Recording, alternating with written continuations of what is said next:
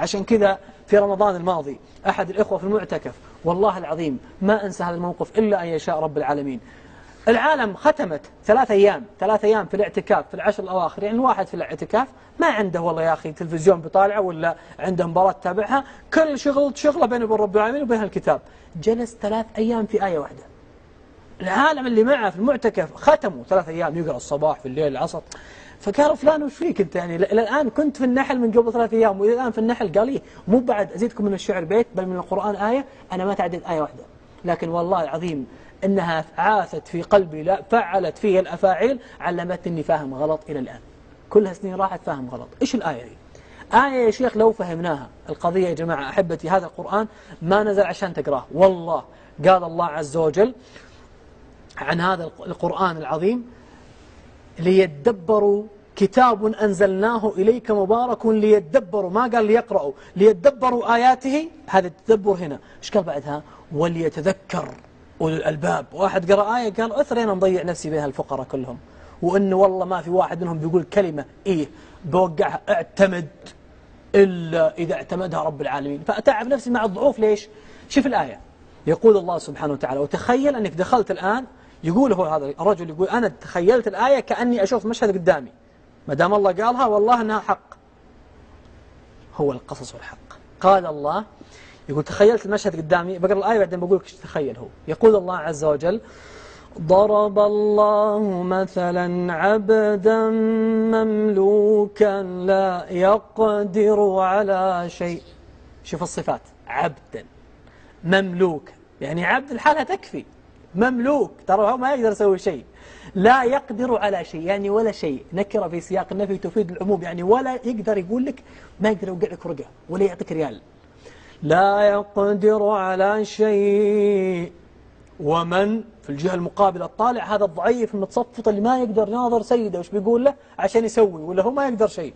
الثاني يقول الله ومن، يعني هو الثاني انظر إليه، ومن رزقناه منا رزقا حسنا، ايش قاعد يسوي؟ فهو ينفق منه سرا وجهرا. خذ الشيك ب5 مليون، طلع السجين هذا وطلع سجناء الدين كذا وشيء سرا وجهرا.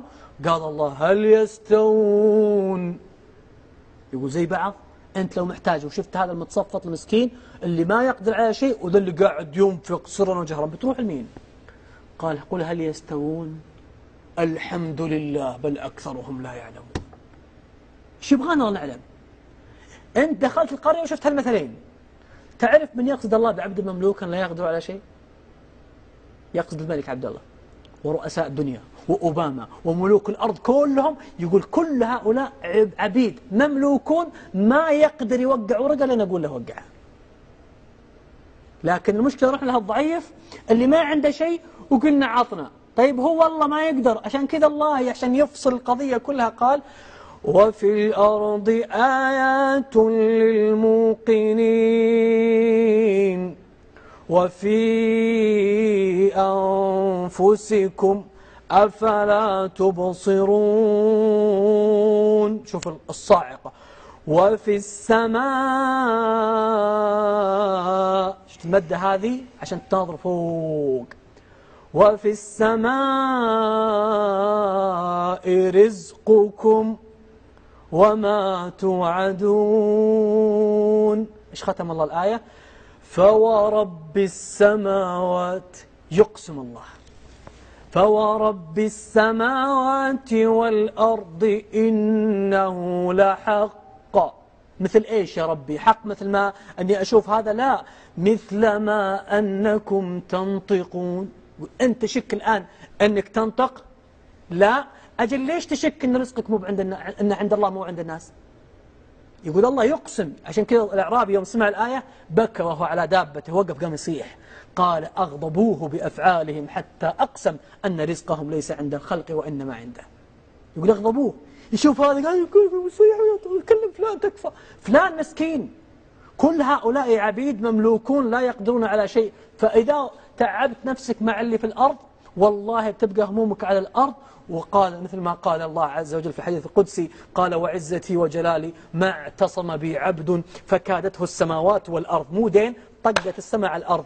قال إلا جعلت له منها مخرجا وعزتي وجلالي ما اعتصم عبد بغيري إلا وكلته إلى ما وكل إليه ولم آب بأي واد يتيه.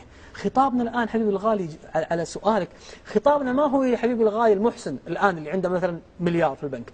نحن لا نقول لك تكفى حبيبي الغالي عطهم، لا لا لا، نحن نقول أنت فقير ونحن فقراء وهؤلاء فقراء، فنقول لك أنت مثل ما هذا فقير لك بعد الله أنت فقير إلى الله، فأنا جالسين سماسرة نسعى لك عشان تأخذ من عند رب العالمين. تبغى الآية الدليل؟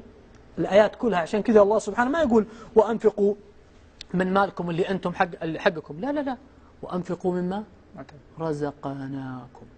إذا مو في واحد أعطاك، إذا أنت فقير، إذا مو بلك، إذا وآتوه من مال الله الذي